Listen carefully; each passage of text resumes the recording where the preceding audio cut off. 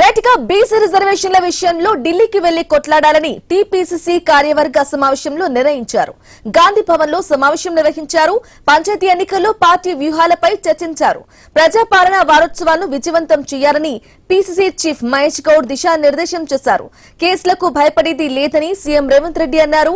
ED కేసులతో గాంధీ కుటుంబాన్ని బయటపెట్టాలని చూస్తున్నారని మండిపడ్డారు. పార్టీ కోసం కష్టపడిన వారికి గుర్తింపు దక్కుతుందని మీనాక్షి నటరాజన్ తెలిపారు. ఇక స్థానిక నేతలను సమన్వయం చేసుకుంటూ డీసీసీలు పార్టీ నిర్మాణంపై దృష్టి పెట్టాలని సూచించారు.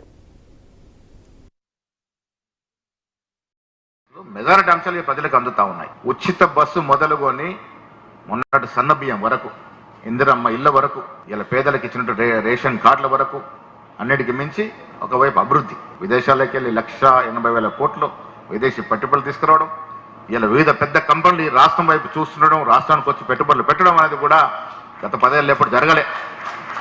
ఒకవైపు అభివృద్ధి, ఒకవైపు సంక్షేమం, రెండు కూడా చాలా పకడ్బందీగా ప్రజలకు తీసుకెళ్తా ఉన్నారు నిరంతరం.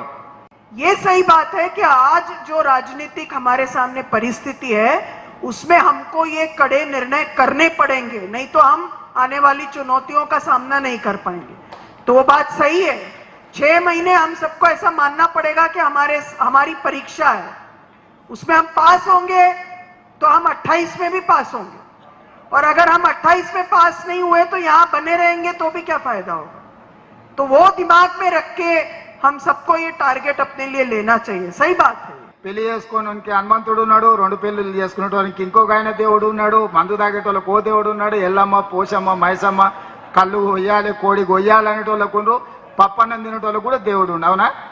అన్ని రకాల దేవుళ్ళు ఉన్నారు. కాంగ్రెస్ పార్టీ కూడా అన్ని రకాల మనస్తత్వాలు ఉండే, అన్ని రకాల మనుషులను కలుపుకొని పోయే పార్టీ కాంగ్రెస్ పార్టీ.